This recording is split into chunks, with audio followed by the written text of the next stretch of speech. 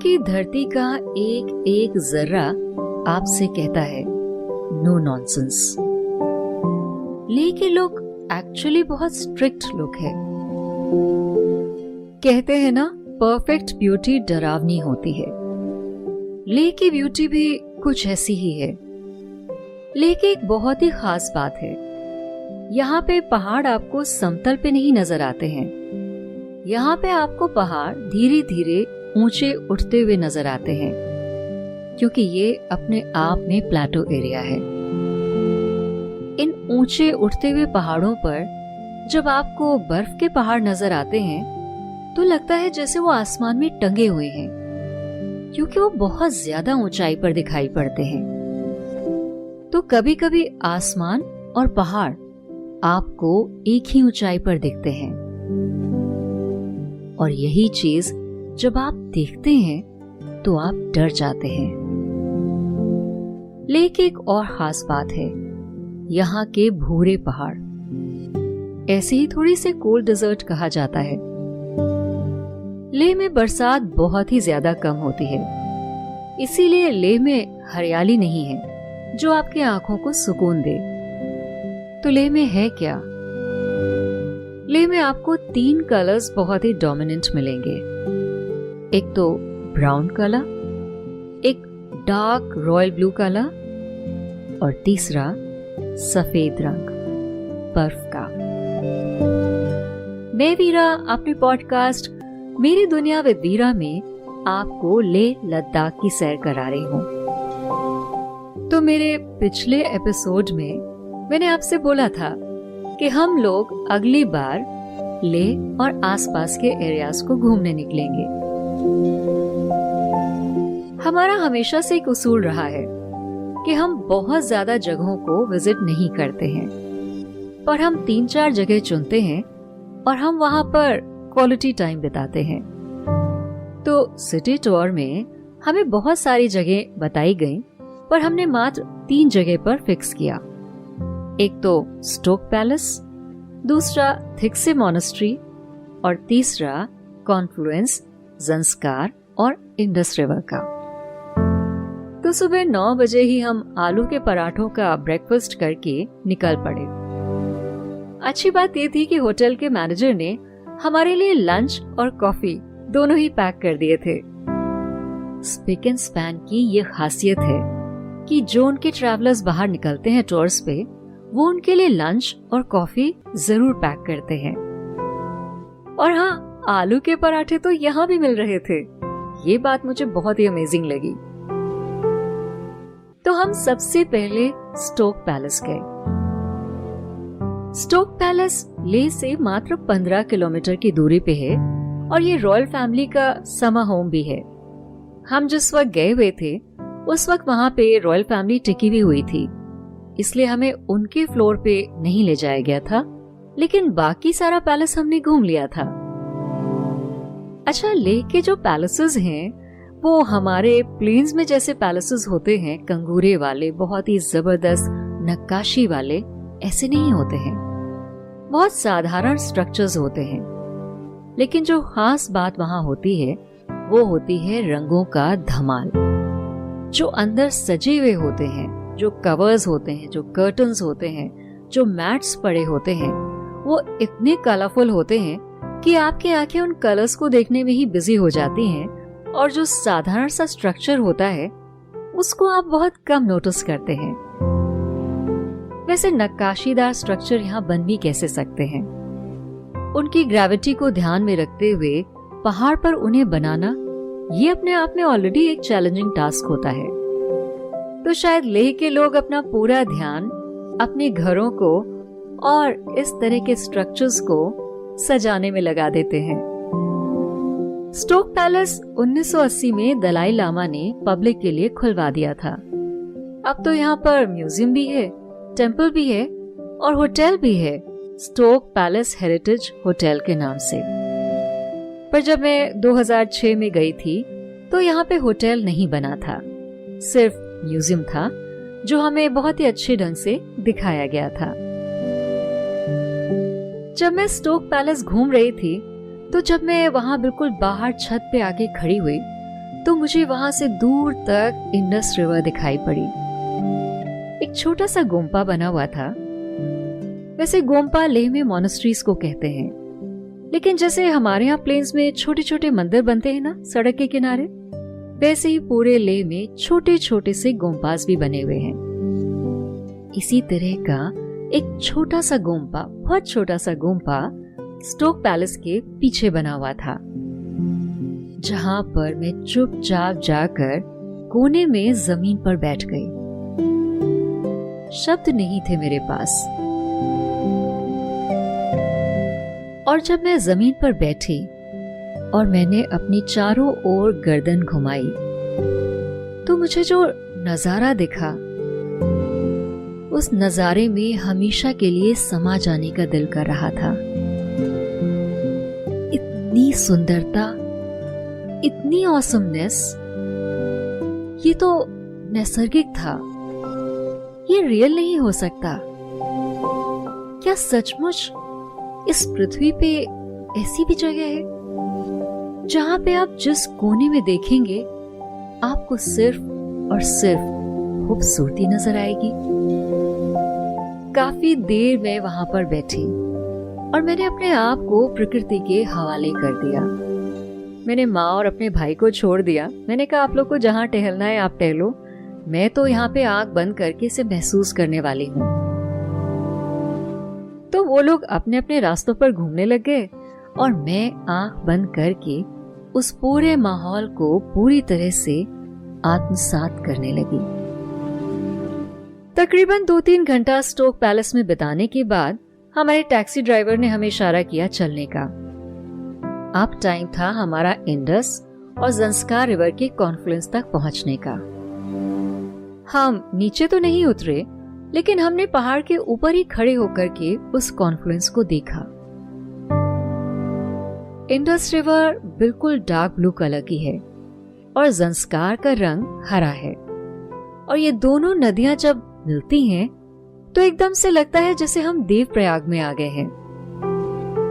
बस देवप्रयाग और यहाँ के कॉन्फ्लुएंस में ये फर्क है कि वहां पर संगम के किनारे ढेर सारे घर बने हुए हैं, लेकिन यहाँ पर सिर्फ और सिर्फ भूरा मैदान था।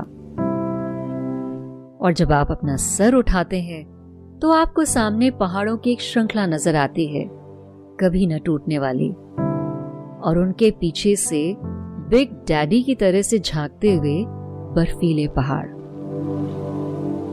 ये नजारा भी स्टोक पैलेस के नजारे से कम नहीं था।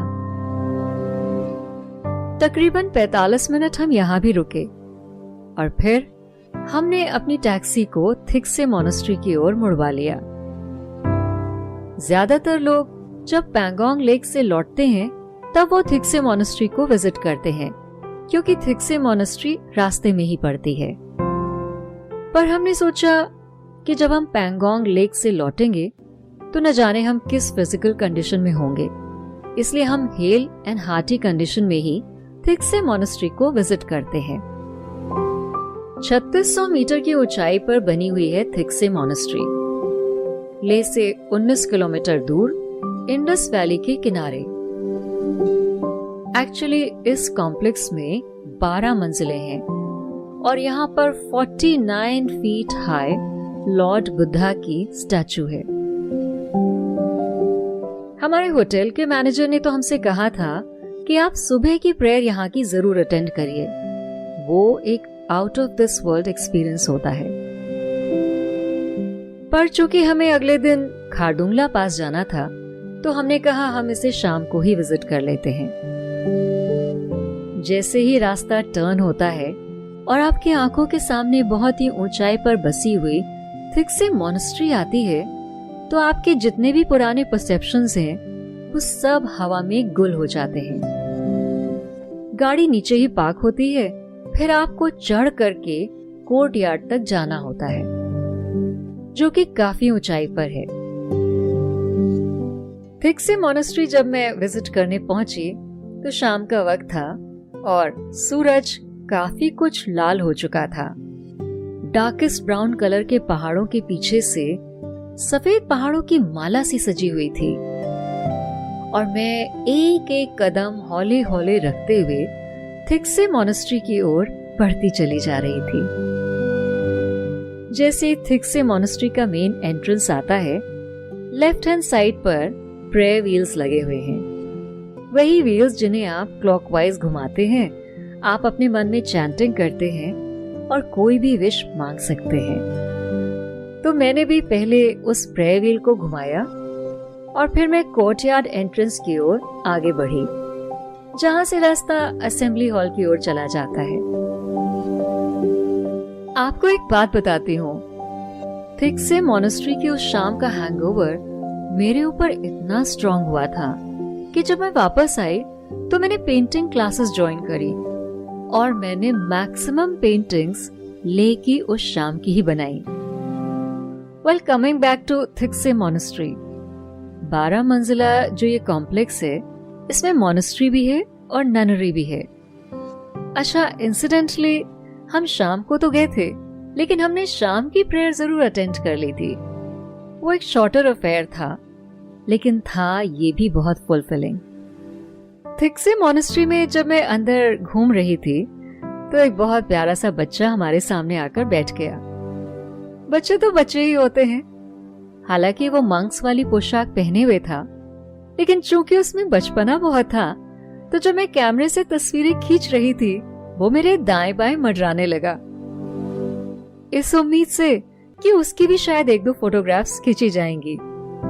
मैं उसके दिल की बात समझ गई और मैंने फटाफट उसकी भी 3-4 फोटोग्राफ्स ले डाली, अलॉन्ग विद वो 49 फीट ऊंची मैत्रेयी बुद्धा जी की मूर्ति भी। एक बार फिर से इस मॉनेस्ट्री के अंदर रंगों की बौछार सी थी। मैंने आपको बताया ना, स्ट्रक्चर्स तो सिंपल होते हैं, लेकिन उसको अंदर सजाया बहुत खूबसूरत ढंग से जाता है। थिक्से मॉनेस्ट्री में तो हमने तकरीबन 2 घंटे बिताए। हालांकि मेरी माँ ज्यादा नहीं चली क्योंकि उन्हें बहुत थकान हो रही थी, और मेरे भाई ने भी हिम्मत छोड़ दी थी क्योंकि ये काफी ऊंचाई पे ऑलरेडी बना हुआ है और उसके ऊपर से 12 मंजिली इमारत, ये तो कुछ ज्यादा ही ऊंचाई थी। पर जब आप काफी ऊंचाई पर पहुंच करके चारों ओर का नजारा देखते हैं तो एक बार फिर से आप सन्नाटे में आ जाते हैं। मैंने कहा ना, लेह की सुंदरता आम सुंदरता नहीं है, लेह की सुंदरता डरावनी सुंदरता है। ये आपको इस बात का एहसास दिलाती है कि ऊपर वाले की स्ट्रिक्ट ब्यूटी क्या हो सकती है। कहीं ना कहीं इस पूरे सिस्टम की डेप्थ हमें लेह में जाके महसूस होती है। हम जब वापस लौट रहे थे थिक्से मॉनेस्ट्री से, तो हमारे ड्राइवर ने कैजुअली हमें बाईं ओर इशारा करके कहा, वो देखिए सामने लेह का जेल है, यहाँ पर कैदी रखे जाते हैं। सुनकर मैं चौंक गई। मैंने कहा, इतनी सुंदर जगह भी क्राइम होता है? यहाँ पे भी कैदी, जेल, ये सारी चीजें हैं? आखिर हम इंसान भला क्या है? क्यों हम इन सुंदर जगहों को बर्बाद करते हैं? ये कैसे बीज हमारे दिमाग में है जो हमें खुद को ही नष्ट करने की सलाह देते रहते हैं? ये कैसा ऊपर वाले का सिस्टम है? क्यों हम में उसने ये जीन्स डाली हैं कि हम ईविल हो जाते हैं? ऐसा क्या है हमारे डीएनए में कि हम परफेक्ट नहीं हो सकते? क्यों हम क्रूएल हो जाते हैं? क्यों हम चोरी करते हैं? क्यों हम लोगों को हर्ट करते हैं? क्यों हम किसी को मार डालते हैं? क्यों हम किसी का नुकसान करते हैं? क्यों? ऊपर वाले ने तो ये सारी चीजें हमें सपोर्ट करने के लिए भेजी हैं। फिर हम इनके साथ इतना बुरा बर्ताव क्यों करते हैं? बहुत अफसोस हुआ था मुझे उस जेल को देखकर। रात 8 बजे हम अपने होटल स्पिक एंड स्पैन में वापस आ गए और हमें पता चला कि वहां पर फॉरेनर्स के लिए एक कल्चरल इवनिंग रखी हुई है। तो बाहर बॉनफायर जलाकर आग के चारों ओर कुर्सियां लगाकर हम सब के बैठने का इंतजाम था और सामने हमने लद्दाख का ट्रेडिशनल डांस देखा, उनके स्पेशल म्यूजिक के साथ। नो एक्स्ट्रा एनहांसमेंट, बिल्कुल प्योर लद्दाखी म्यूजिक और pure Ladakhi dance with vegetarian Ladakhi dishes also. हमने मैनेजर को पहले ही बता दिया था ना कि हम वेजिटेरियन हैं, तो हमारे लिए वेजिटेरियन डिशेस आई और बाकियों के लिए मिक्स डिशेस आई। पर कुल मिलाकर के स्टोक पैलेस, रिवर कॉन्फ्लुएंस और थिक्से मॉनेस्ट्री को देखने के बाद जब शाम का यह खूबसूरत एंड हुआ तो आत्मा पूरी तरह से सेटिस्फाइड हो गई और हम मेंटली रेडी हो गए अगले दिन खारदुंगला पास की जर्नी के लिए। तो मैं वीरा मेरी दुनिया विद वीरा में आपको अगले एपिसोड में ले चलूंगी खारदुंगला पास। लोग कहते हैं यह हाईएस्ट मोटरेबल रोड है, पर अब तो और भी रोड्स बन चुके हैं, लेकिन खारदुंगला पास की बात ही अलग है क्योंकि यहाँ से रास्ता सियाचिन ग्लेशियर की ओर जाता है और ये आर्मी द्वारा मेन यूज किए जाने वाला रूट है। चलेंगे ना मेरे साथ खारदुंगला पास अगले एपिसोड में? तो मेरी दुनिया विद वीरा में इस लेह की जर्नी में मेरे साथ रहिएगा और अगले एपिसोड आने तक अपना ख्याल रखिए।